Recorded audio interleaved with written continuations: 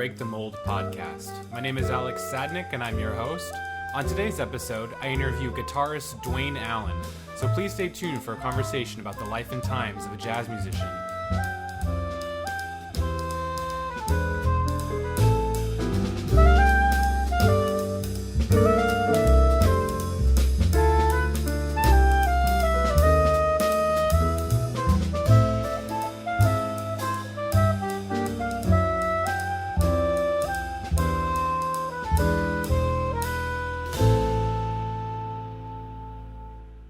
I am here in Huntington Beach with Duane Allen. How you doing, Duane? Good. How you doing, man? Doing pretty good. So your full name is Duane Allen Broberg, right? Yeah, I it's kind of stupid. I perform under the name of Duane Allen, but my Facebook says Duane Broberg and Duane Allen, so it's kind of just ridiculous. Okay. It'll end up being like one of those John Cougar things where he became John Mellencamp, and then he became Mellencamp. I don't know. So, what is there a particular reason why you like to go with the stage name? I hate that word, stage name. I don't know, performing name. Performing name. Yeah, I don't know. Broberg's kind of hard for people to remember. You know, Okay.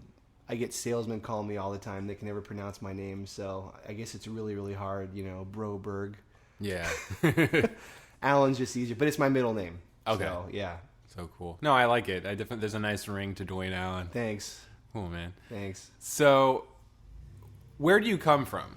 I'm originally from South Florida. Okay. I grew up in Dania Beach, Florida, which is a tiny town next to Hollywood, which is basically between Fort Lauderdale and Miami. Okay. So that's where I'm from. I grew up there and moved out here when I was like 29. All right. Yeah. And so, growing up there, what was your first experience with music? Well, my parents were not musicians. It wasn't like a musical household, but they were into music and they listened to music a lot.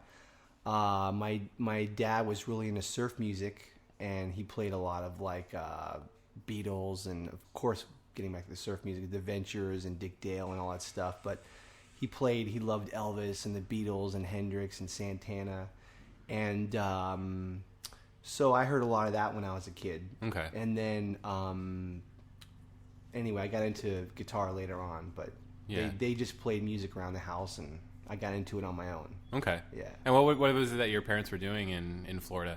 Oh, they just had, just regular jobs. My dad rented construction equipment, and my mom worked at a supermarket, and, just regular people, regular lives. Okay. Yeah. Very cool. So when was it that you first played guitar? It was funny because, first of all, I think it was really funny is I was actually named after a guitarist. Okay. This 60s kind of like a twang, not surf music really, but like kind of rockabilly meets surf, a guy named Duane Eddy. Okay. So it's pretty funny that they named me after a guitar player. And I remember as a kid, there was a really famous comedy variety show in the 70s called Hee Haw. And it was a country show, and it was all like country artists, but it was comedy and variety, and I used to go crazy when that show would come on. So I had like a little plastic guitar, and I would get excited for the Hee Haw show. Yeah. And I really got into music. I remember specifically, I had a friend in the first grade who used to draw pictures of the band Kiss. Okay. And I thought that they were like clowns. Like, I didn't know what they were. I thought they were action figures. And he told me, like, they're a rock band. And I was like, oh, okay. So the last day of school in my first grade year, I asked my mom to take me to the store and buy me a Kiss album. So she did that. We bought the Kiss album, and I brought it home. And I literally remember the minute the needle hit the record, automatically this light went on, and I was like, wow, this is what I want to do. Interesting. Automatically. I didn't know if I wanted to be a guitar player per se, but I was like really into that sound. Something about it just like blew me away, Yeah. And then when I heard Van Halen, I just freaked out. I was like, oh my God, I have to play guitar. And I used to have a plastic guitar, and then eventually my dad bought me a real acoustic guitar, and I started taking lessons from there. Okay. And around what age was this? Well, probably around 10, they gave me like my acoustic guitar, and I actually didn't do anything with it for like a year. Okay. And then I took lessons at a local music store, and I don't know how I lasted a year there because the guy really didn't know how to teach. I mean, the first lesson, he gave me a sheet of Dorian scales. Uh-huh. And I didn't know what a fret was. I didn't know what a string was. Yeah. So, like, I was with him for a year, and then my uncle, who was really into music, hooked me up with a friend of his who was a guitar teacher, and he was really good. His name was Michael Corbin, and he helped me out a lot. I was with him for a couple years, and he was great. Okay. Yeah. And so, was this pretty much like your only access to music, taking the lessons, or were you doing anything in school? There was music in school, but it was not really anything interesting, you know. Elementary, unlike today, every school had music, which was kind of nice, you know. Uh-huh. But I remember I was in middle school band, but I think I just played like percussion in there. Okay. You know, but guitar was really what I loved, and you know, guitar is not really, at least at that time, was not featured in school at all. Okay. So I didn't really have an outlet in school. I just took lessons. That was about it. So since you didn't have an outlet in school, was there something else? Like, did you like form a band with your friends, or just kind of like play to records? Or yeah, well, I was very lucky because a good friend of mine that I grew up with, his name is Rich Pristoshi, and he was a drummer, uh-huh. And he lived like a block away, and he had already been playing about 6 months before I started, and he was already pretty good. So by the time I was good enough to play with other people, he was already ready to go, and we would just jam over there. And I was very lucky that like right away we were playing like 3 nights a week in his room. Uh-huh. And I had another friend named Pete. He played guitar, and we would just jam. It was weird. It was like I was into improvisational music from day one. Uh-huh. You know, I would write riffs and stuff, but I didn't sing, and nobody sang, and we didn't have a PA, so it was like we would just play riffs and then just jam over it. Okay. And you know, at that time I was listening to a lot of metal because it was the early 80s, and I was into all that stuff, and that's what we kind of played. And then we would get parties occasionally, and you know, it was pretty funny. We would just do our instrumental metal stuff. Yeah. Yeah. What kind of parties were you playing? Oh, just like neighborhood parties, you know, uh-huh. People in the neighborhood. I think we did a gig. My friend Pete was he was Cuban, so his parents belonged to a Cuban club, and we played there for like the sheriff, Nick Navarro. I can't believe I remember that. We played there, and we played like we played an instrumental version of like Crazy Train. Uh-huh.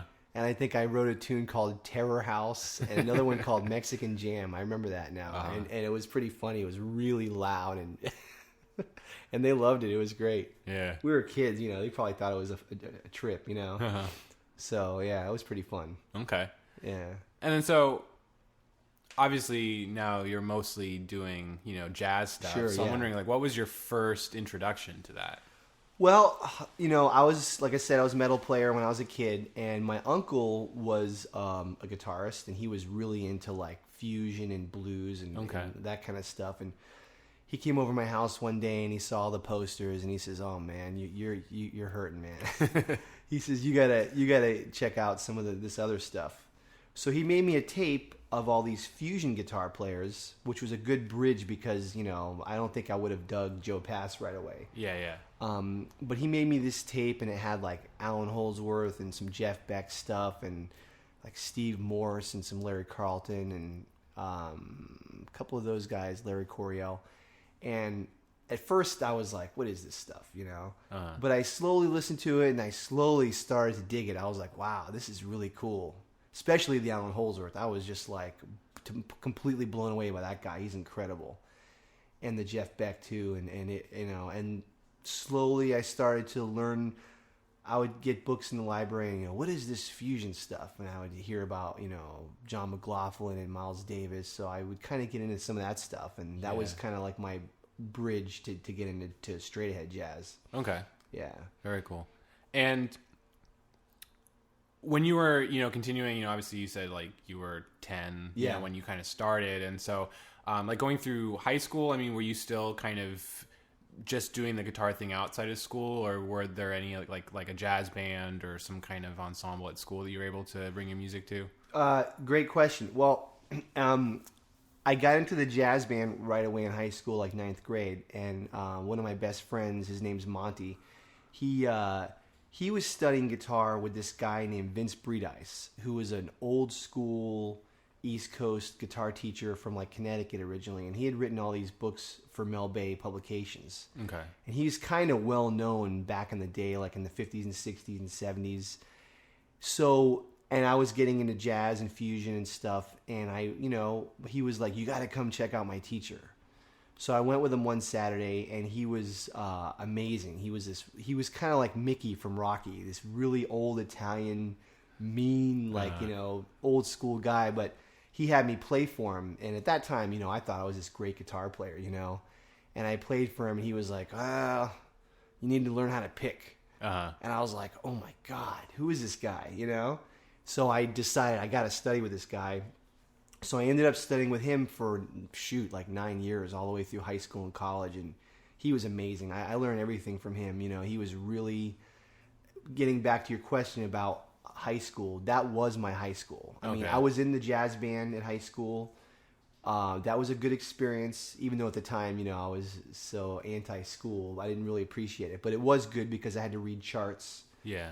And I'd get to do solos occasionally. And but my high school was just basically just taking lessons with Vince and just practicing like several hours a day, every day, day in, day out. And it was amazing. He made me learn my instrument, like reading and technique and theory. And, we played tunes and stuff, but it was really just a lot of just fundamental stuff that I'm so glad that I did, because a lot of people kind of skip over that nowadays, So that was basically my high school, was just studying with him. Okay. Yeah. And, so you had talked about your uncle, exposing you to these other things, were you mostly just into fusion when you were in high school, or did you start to kind of make the journey into like discovering, like you said, Joe Pass or Kenny Burrell? Or something? Yeah, I mean, getting into fusion, playing fusion, I actually got into straight ahead pretty quickly, though. I was into fusion only for a little while, and then it's funny, there was this VH1 back then, when VH1 and MTV used to play music. VH1 had this show called New Visions, and it was like on, I think it was like Friday or Saturday nights, and they would show videos of jazz musicians. Back then, jazz musicians had videos. Interesting. Like Branford Marsalis had one for Royal Garden Blues, and John Schofield had a couple, and Miles had some, and they would play a lot of new age too, but they played jazz videos. And I remember they used to show this video of this concert. It was like some kind of Blue Note all-star concert with like Herbie Hancock and Joe Henderson and all these guys. And I remember hearing that, going, wow, I really like that. That's really cool. There was something about it that I liked even more than the fusion. And then I had seen like this Art Blakey concert, like on, I don't know what station it was, but it had Winton and Branford when they were really young. And I remember loving that, just thinking like, wow, that's incredible.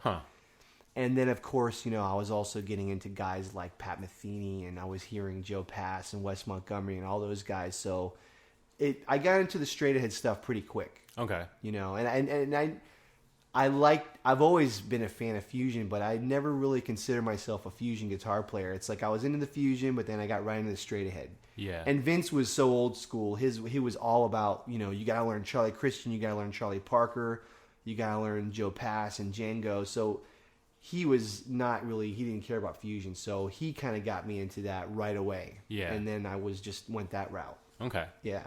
And then what were your typical lessons like with Vince? Like, I mean, because you talked about a lot of technique, but, were you guys also listening to stuff and discovering things together? It was cool because it was actually he always taught in groups. It was never private lessons. It was always in groups of 3 or 4 guys.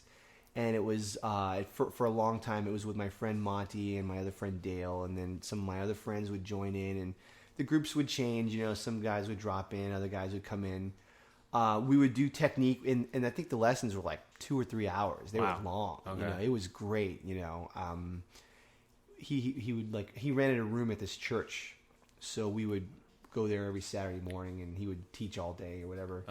And we do technique and running scales and arpeggios, but then we would play tunes, and he would, each week we would have to like come in with a chord melody arrangement of a standard or whatever. So we would do that, and that was fun. We would each play it, and then each one of us would give the other one a critique. And then we would just play tunes together, and he was real big on, you got to bring in a couple memorized tunes this week. And so every week you bring a tune in, and it was cool. We would play with each other and critique, and it was a lot of fun. Very cool. Yeah. And did you find that effective, the group lesson aspect of it? Yeah, it was great. It was great. It made it more fun. You got a lot of feedback, because sometimes we would be in the group with some older guys. There was 50-year-old guys in our group. Okay. And some of them were pretty good, so it was like really cool. You get to hear there was this one guy, Jeff, another guy, Richard, and different guys, but it was cool because you get to get their perspective, and then he would, sometimes this young gun would show up and it'd be like, oh, who's this guy? So you have to practice even harder to keep up, and it was good. It was like a friendly competition, which I think was great. Yeah, very cool. So that was fun. Nice. And so you mentioned you also studied with him in college. So did you follow him to a college that he was teaching at? Yeah, he actually taught at Miami-Dade Community College. Okay. And he basically worked it out where I could go there on scholarship, and I was able to just take lessons with him for free, which was great. Nice. So I just took lessons with him through Miami-Dade, and then after that I went to Florida International University, and I did my degree in music education, just to have a teaching degree. But I basically took all the jazz performance classes too, because I was into that, and I continued with him even through most of college there. And they had another guitar teacher there; he was good, but I just really was comfortable with Vince, and I kept going with him. Yeah. So, yeah. Okay. And what were these experiences like in college? I mean, as a musician, did you find yourself doing stuff that was different, from your experiences in high school, as far as the type of ensembles you were in? Oh, yeah. Okay. Yeah. I was in the big band. That was the requirement. If you get a scholarship, you got to be in the big band. Okay. So I played in the big band, which was cool, but there was smaller combos, which I had never had in high school. So I got a chance to really play, tunes and improvise. Yeah. And it was great. I mean, I didn't have that in high school. Okay. Throughout high school, I would definitely play with friends every day, so I was used to playing with people. And around that time is when I met Dave Goldberg in high school, which we're still friends today and long-time musical collaboration. But he would book gigs. We would play gigs in high school, and he went away to college. So during college, we didn't spend any time together. But so yeah, we would do these combos, and we would have performances and gigs, and we would jam a lot. There was jam sessions going on here and there, which was really cool.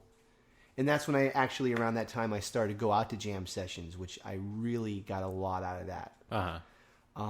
In South Florida, there's actually a lot of really great musicians that a lot of people haven't heard of, but they're just amazing. A lot of older guys from New York, but the biggest guy that was unbelievable was Ira Sullivan. Okay. Have you ever heard of him before? Yeah.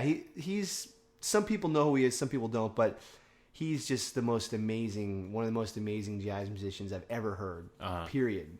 And he had a jam session every Monday night, and Dave and I would go for years, and that was just incredible because it was all these older guys, and there was a guy, Dolph Castellano and Tony Castellano and Mike Gerber, all these incredible musicians that were just great. And it was cool. I got to play with those guys and kind of cut my teeth on that stuff. And, it was a different era because, back then they were all nice, but I think we talked about this before, the whole jam session experience is so different now. It seems like a lot of younger people just go up there so nonchalant now. They don't know any tunes. They don't know the tunes that they know. They don't care. With back then, if you went up there and you didn't know the melody or you didn't know the chords, they would yell at you and be like, "What the hell do you think you're doing here?"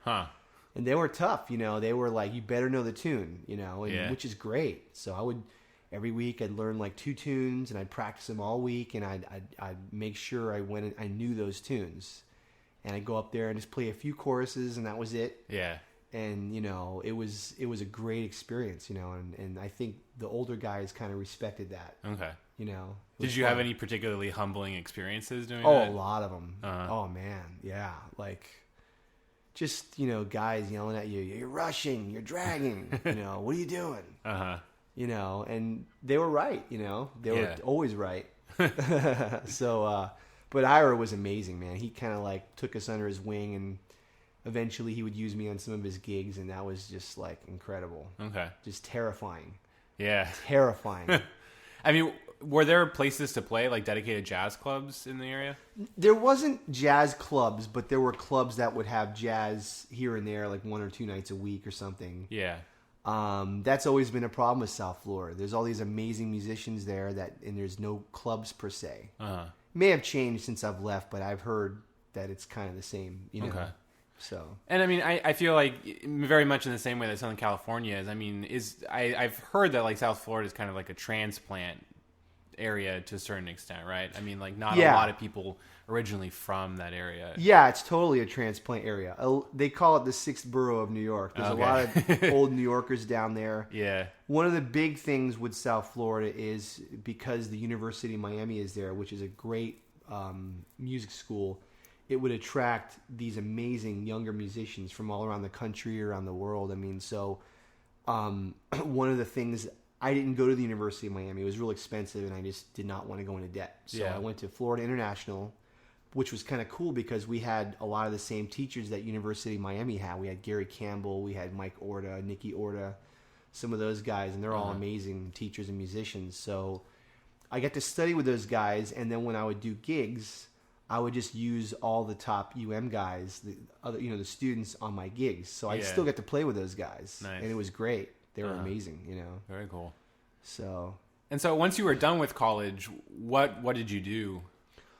Well, when I finished college, the last couple years of college, Dave Goldberg had already moved back because he was a year ahead of me. And anyway, so we were gigging together quite a bit when I was in college, and then right away we went to New York City. Like right after I graduated, we moved up there, and we lasted like a summer because like we ran out of money, and I didn't bring enough money, and all I did is I worked at Sam Ash on 48th Street in the sheet music department, and all I did is work, and I would come home exhausted every night and barely practice a couple hours, and we'd go to some shows.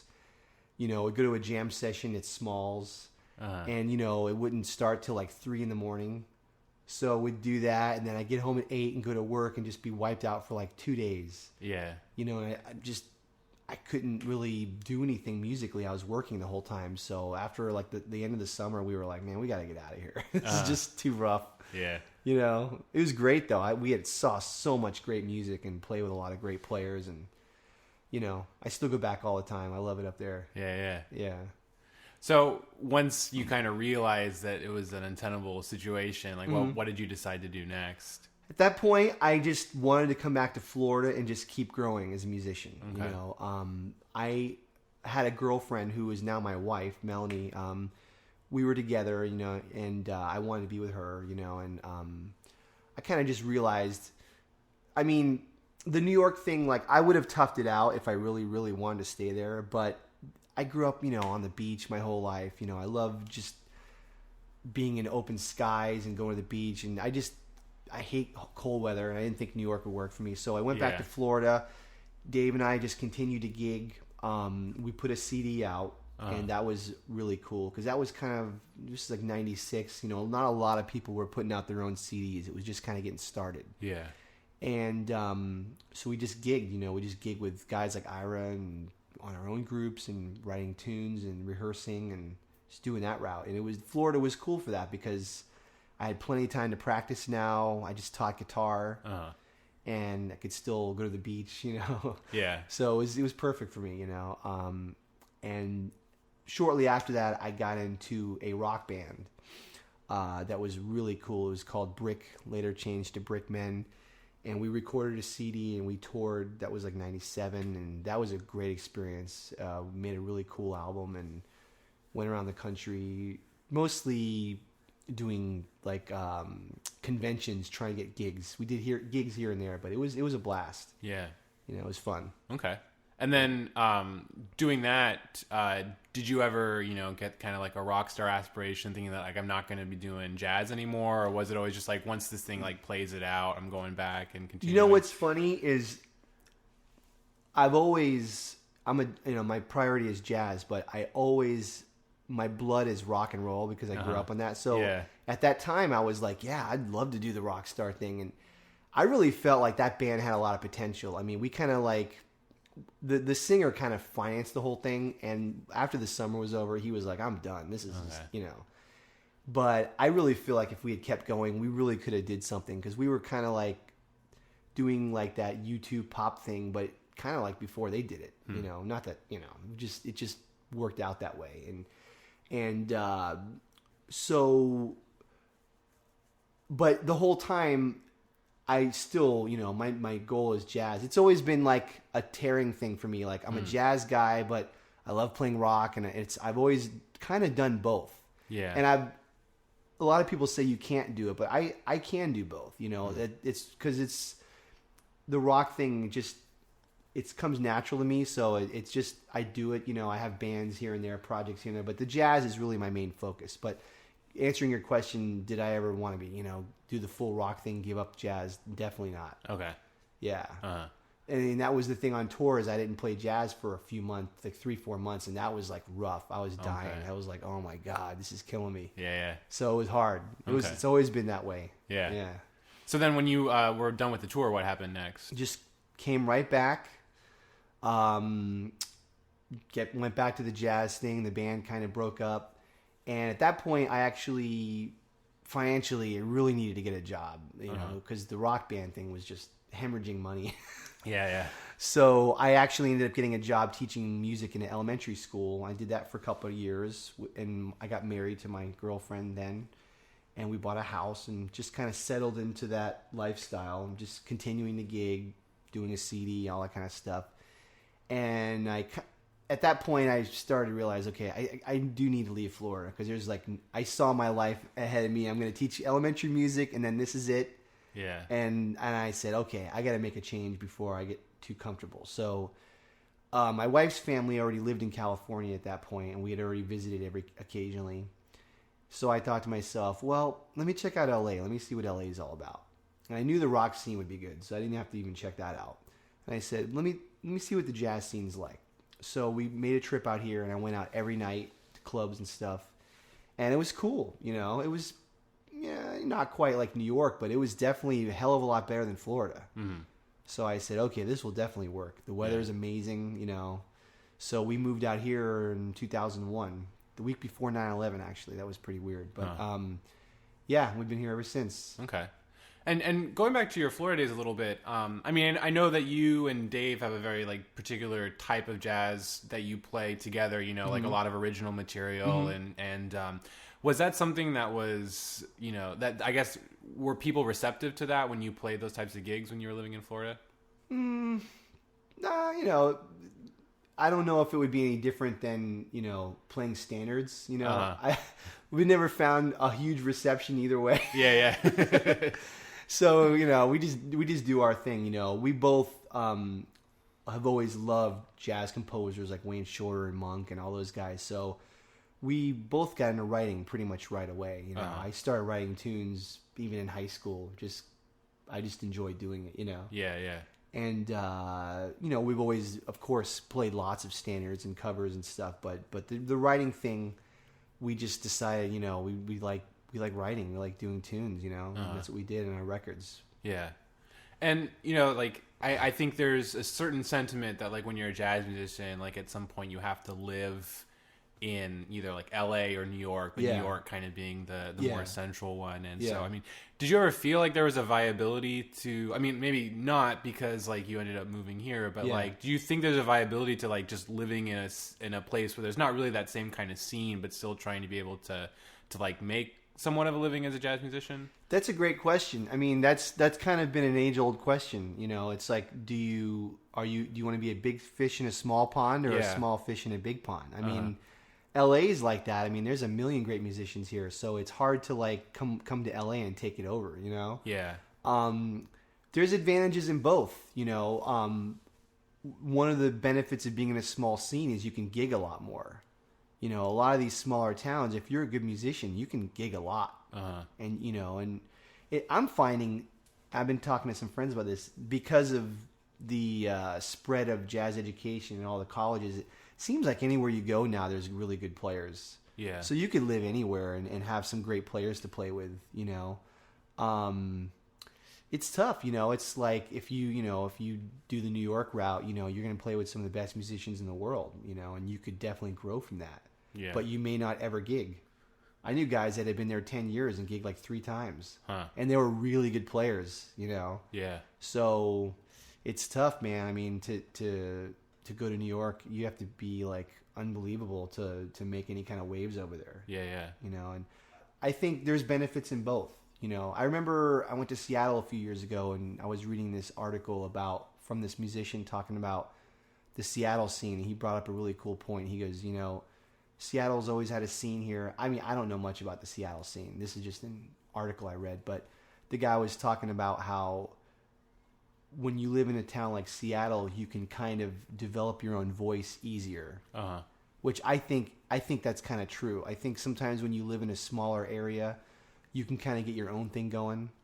In New York or a lot of the big scenes, it seems like obviously the best of the best have their own voice. That's why they're there. But it seems like there's always these generations of like certain players on certain instruments. Like everyone sounds like that. Yeah. You know what I mean? And that's one of the things that you find, I think, in a bigger scene, where if you're in a small scene, you're kind of in the middle of nowhere and doing your own thing, and that's maybe a good thing. Yeah. You know?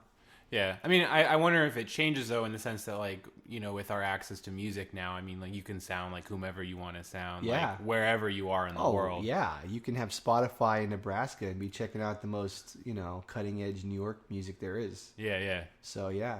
No, and I guess I sometimes wonder, too, just in the sense, like, I know there's not really, like, there's not, like, a mass exodus from LA right now, but, like, there are a few people that, like, we both know who have, like, moved because of, like, different stuff, you know, happening in their lives or getting different opportunities that, you know, you just can't pass up. And it's, like, I wonder, too, if, like, eventually some of those, just because of how spread out we can be with technology, like, if, like, some of these scenes aren't going to be as relevant anymore, like, you know, maybe you can live in Seattle or in Nebraska and become the next big jazz sensation.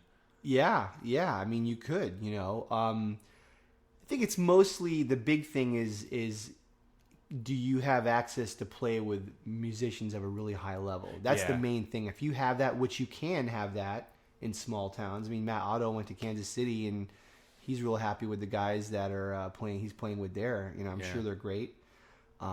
So as long as you have great players to play with, you can grow. Now, if you're living in a little town where you're the only musician, it's kind of tough. I mean, you can grow by yourself, right? But such a huge part of growing as a jazz musician is playing with great players, and it's kind of like being an athlete. I mean, you know, you can't be a Michael Jordan playing in the street, because Michael Jordan had to play with the best basketball players in the world, and he had to compete against them every night. And that's kind of like, that's where the New York thing can come in. Yeah. As long as you get to play with those guys. Definitely. That's the question, you know? Yeah. Okay. So did you feel like moving to LA, you had a similar experience where you got to play with a higher level of musician? Yeah. I mean, I did play with a lot of great players in Florida, for sure. Yeah. But I just had more gigs in LA. I mean, when I first moved here, I was really lucky. I had like 3 or 4 steadies a week for like 2 years, which was unbelievable. Yeah. You know, that's why that guy Dave Goldberg moved out here. He'd call me and I go, I got 4 gigs. And he's like, what? He couldn't believe it, you know? And then it all dried up, you know? But at that time, it was great. I was, you know, and as you know, when you have gigs in this town that pay pretty good, you can kind of get whoever you want. Yeah. You know what I mean? So I would be calling good bass players and drummers from LA, you know, let me use this guy. Let me use that guy. And it was cool, you know? I got to meet a lot of people and played a lot. Yeah. So that was great. Okay. And I remember us having a conversation a little while ago about how, like, when you came here, I think you saw a concert or there was something where, like, it was that realization that you knew you had made the right decision. Oh, yeah. Well, on that one trip with my wife, I already knew it was cool because I had seen a lot of music in that week. I remember I saw like Anthony Wilson and Larry Coons playing duo, and I was like, wow, this is great. And I saw Jody Oreo, and I was like, this is like 1 week, you know? Yeah.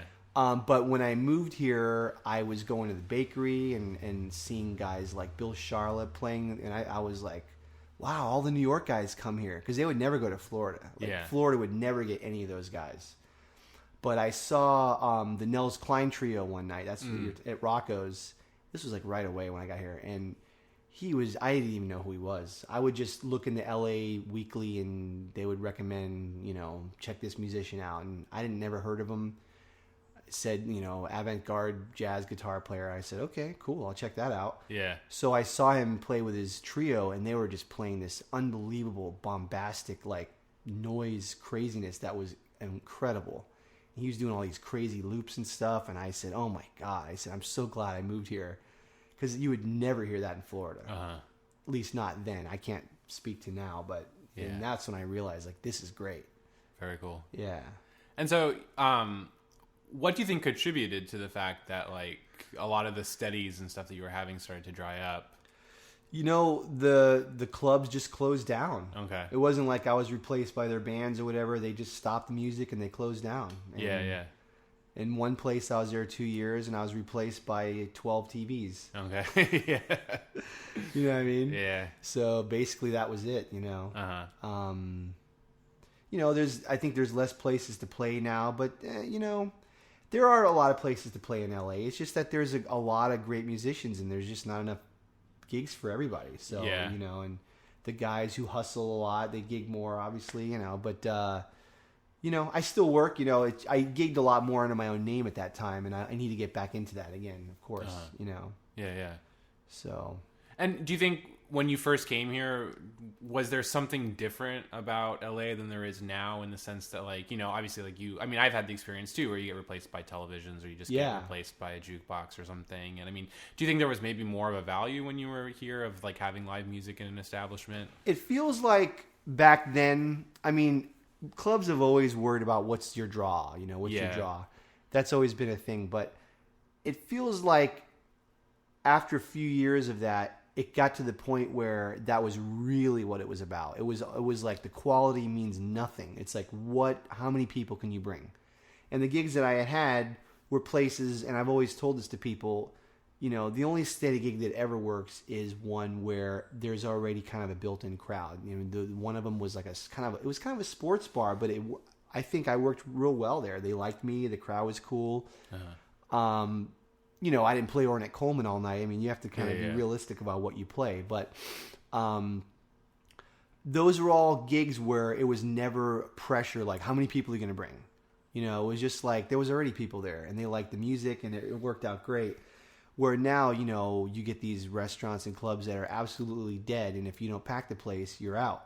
Yeah. And, that whole article that Dave wrote, that was pretty well known. That's what he talked about in there. And I agree with him 100%. It's like, if you're depending solely on the music, then you're dead. You're never going to make it. You have to have people there anyway. And the music just enhances what you have. Yeah, definitely. You know what I mean? Yeah. So that's what I think has changed in LA is the just totally dependency on how many people they're going to bring. And I get it. You got to bring people out, but at the same time, it's like, what kind of promotion does the club or the restaurant do? Yeah. Yeah, without a doubt. And how much promotion am I going to do for a $75 gig? Yeah. Am I going to spend $100 in flyers and spend 4 hours passing them out? It's stupid. Yeah. So that's, I think, what's changed. But, there's still places, there's still a lot of great musicians gigging, so still a lot going on. Yeah. Did there come a point, because I think sometimes I feel this in a certain amount, where like that kind of hustle just becomes so exhausting that you kind of just stop doing it for a while. Absolutely. Yeah. Absolutely. I joke with Dave and I when we were in college, we were just like full of piss and vinegar, and we were hustle and we'd see these older guys and going, oh, they're lazy, man. We're going to take this town over. Yeah. And we'd be hitting the streets all the time. And the older you get, you just start getting tired of it. It's like, I can only call a club owner so many times, and I can't do it anymore. It's like, I've called this guy 12 times. I've given him 3 CDs, which he's lost, 3 in a row, and you just get to the point where it's just I don't have the energy to do it. And then, then I had a kid. I'm married and I have a kid, and it's like I just can't go out 5 nights a week. I just can't do it.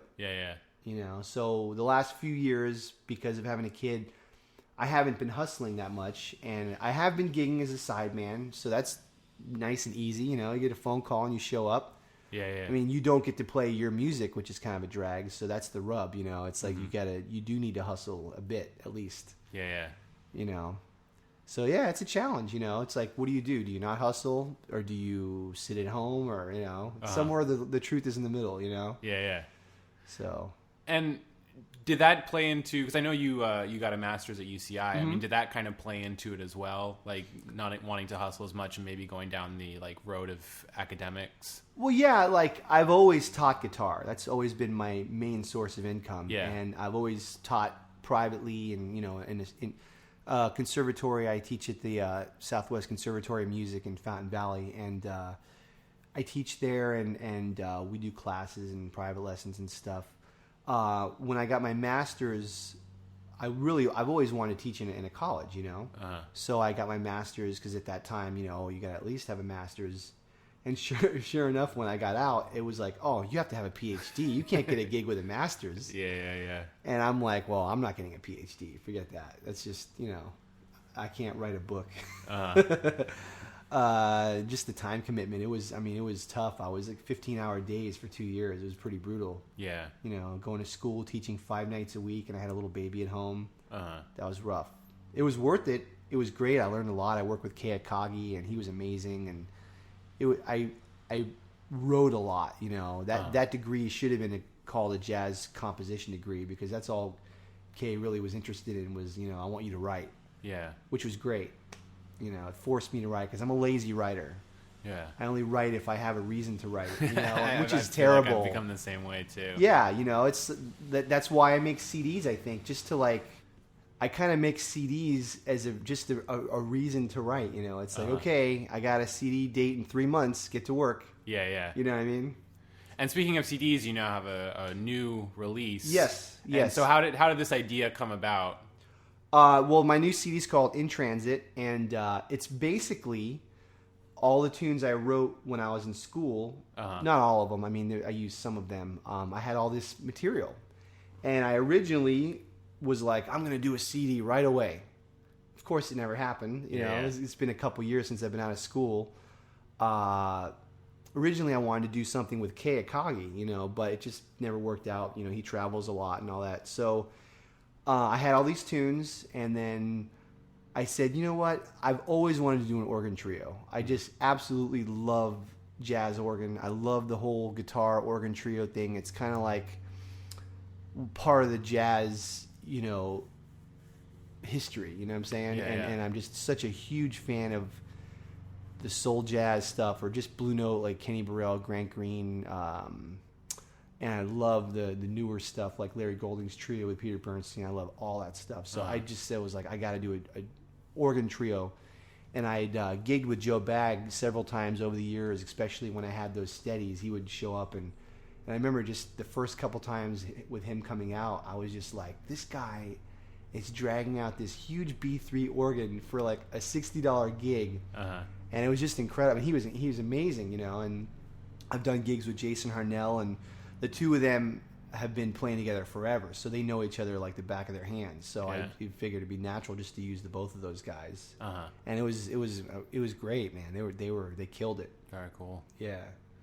And now that you've been in LA for a while, and obviously you have experience in Florida and a little bit in New York, I mean, are you glad that you came to be part of this scene? Yeah, I like it here. I for me, it's all about lifestyle. Like one of the things that a lot of guys go through in New York, it's real hard to live there. It's expensive, and you live in like a little box. So, you shack up with a couple dudes.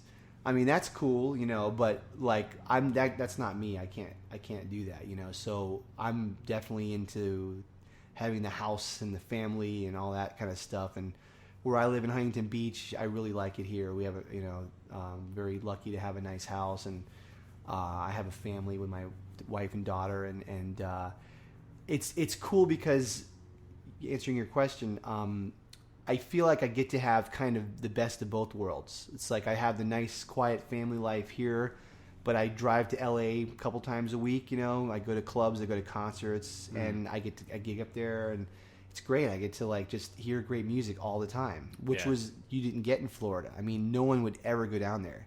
You get to hear the local players, and you get to hear like Pat Metheny would always go down there, but like you'd never get to hear, well, you get to hear guys like Keith Jarrett, but you'd never hear like a Kurt Rosenwinkel or someone like that. They would never come down there. Okay. Maybe they do now. I don't know. But back then, you wouldn't get to hear those kinds of guys. Okay. So that's why I think I like LA. It's a great compromise. You get to have the best of both, I think. Yeah. And so now that you've been here for a while and you've become definitely like a fixture in the community, what do you hope to have happen like as your future unfolds here musically? I just like to just do more. Uh-huh. I'd like to gig more under my own name. I'd like to continue to record CDs. I'd like to get more into the scene. Living in Orange County is kind of a challenge, Sometimes people are like, "Oh, you're down there," and it's like, "Oh, geez," get that a lot. I can get here as fast as you can because you live in the valley. Yeah. So it's kind of silly, but I just want to keep going. I just want to keep playing with different people, different kinds of projects. I like doing things other than jazz. I want to do a singer-songwriter thing soon. I write songs. I had a rock band a couple years ago called The Noise Majestic. That was a lot of fun. I'd like to do a singer-songwriter project. Probably something with Dave. Again, we haven't done anything in a while. We have a duo that we have that is an improvisational duo where we just do loops and we just improvise all. You've heard it with the Break the Mold thing, and we've never recorded it. And I always tell them, like, we have this really cool thing that we do, and no one's really ever heard it. Yeah. So we definitely want to do a CD of that at some point. Very cool. So, yeah, just want to continue to just play with people. Yeah. Okay. Well, let's just about wrap up our conversation, and I'm gonna ask you the 5 questions now. Okay. So the first one is, what are you listening to right now? Right now, I'm listening to a lot of like rock stuff. There's a band, the Fleet Foxes, that I'm just crazy about. They're kind of like a modern folk band, and I just got into this band called Grizzly Bear. They're really cool. Yeah. And Tame Impala. I love lots of soul music. I'm getting into like I've been doing this gig with Adrienne Gross, and she got me into Sharon, what is it? Sharon King and the Daptones or whatever? I don't know. God, I hope I said that right. Sharon Jones or something. I'm screwing up the name. But modern soul, which I'm really digging. I love that stuff. Of course, I'm listening to jazz all the time. Yeah. So I don't know if that answers your question. No, that's great. Yeah, great. So what would you say, second question now, is the most formative album for you? For jazz? Or just, it can be any genre, but like one album that you would maybe say was like, has that formative label to it. God, there's a lot of them, man.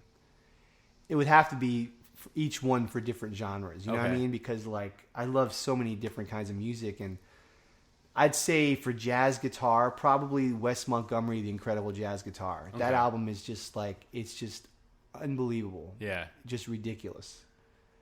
And as far as rock albums, that's tough, man. I might have to say like Jimi Hendrix Band of Gypsies or something like that. Incredible. But there's so many though. Could Stravinsky, Rite of Spring. I mean, on and on. What is the weirdest gig you've ever played? Oh man, lots of them. God, I could do a 2-hour thing on that. It would have to be playing at the opening of a Smartin Final in the produce department. Nice. Did I tell you that story? No. I never told you that? Oh my God. I've done a lot of weird gigs. Okay. That gig was especially weird because it was through a booking agency, and they were like, they want you to play at the opening of a Smartin Final. So I thought it was going to be like in the offices or something. Yeah. And they literally put us in the produce section. and people are shopping. Uh-huh. And I'm just like, I can't believe we're doing this. Yeah, so I said, you know what? we're gonna burn. This is so stupid that we're just gonna play Coltrane all day. Yeah. So we're sitting there playing like impressions and stuff, and people are shopping. And I'm thinking, we are going to get so fired. Yeah. And the manager came up to us and he's like, you guys are great. Can you do my other one? So I was like, sure. It was really funny.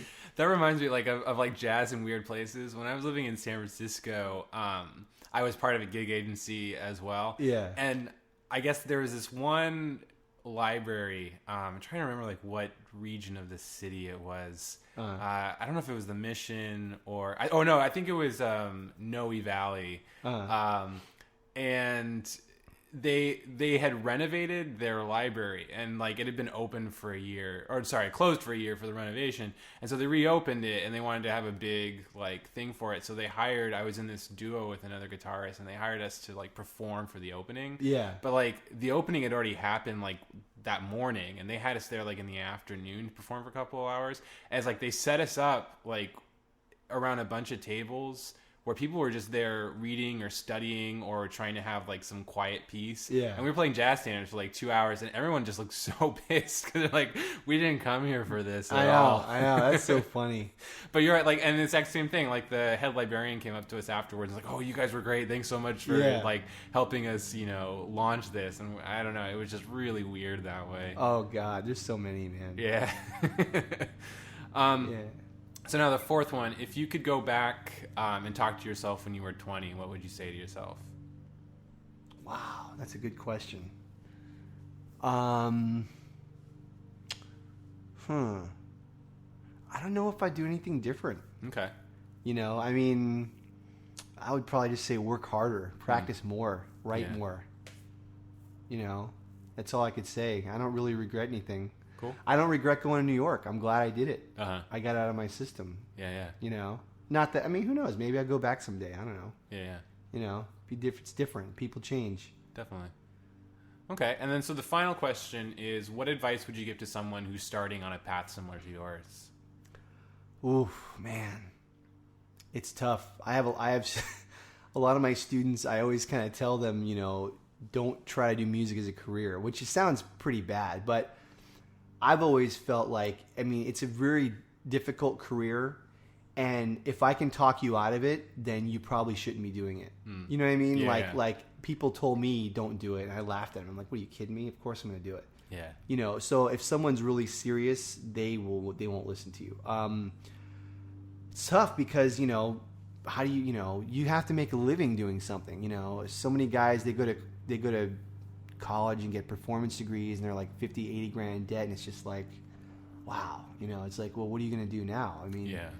I kind of, a lot of my students, I tell them, obviously, you got to work hard, you got to practice hard. It's a lot of people aren't willing to do the work anymore. They just don't want to do it. They just, do this or that. And I go, look, playing jazz music is a huge undertaking, and it takes your whole life, and you can't fool around with it and kind of do it a little bit. I'm like, forget it. If you're going to do that, then, if you're doing it as a hobby, that's great. There's no problem with that. But when a student tells me or anyone they want to do this for a living, I go, man, you better dedicate your life to this, because it's even very difficult even when you're great. Uh-huh. A lot of times I tell them you should have something to fall back on, because you could always have a day job and still play music, and practice, as long as it's not like a soul-crushing job, Yeah. But, younger people, I just tell them, just really dedicate yourself to this. And if if you choose to have a backup career, there's nothing wrong with that, I think, Cool. All right. Well, thanks so much, Duane. Thank you so much, man. I had a great time, and thanks for helping me get my name out there and promote my CD and all that, and appreciate that. You're very welcome, man. Thank you. And that's my interview with Duane Allen. I'd like to thank him again for his time and his wisdom. And if you'd like to learn more about Duane, please go to his website at duaneallenmusic.com.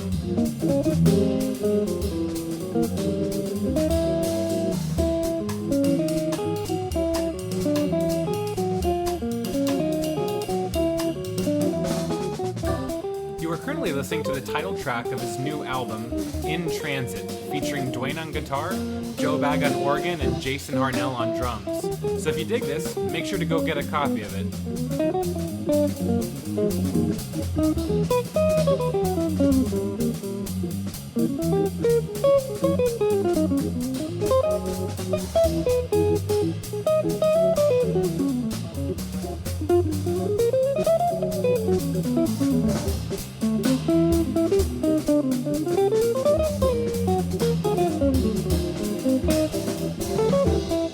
Thanks again for downloading and listening to the Break the Mold podcast, and please join me next week as I bring you another profile of the life and times of a jazz musician.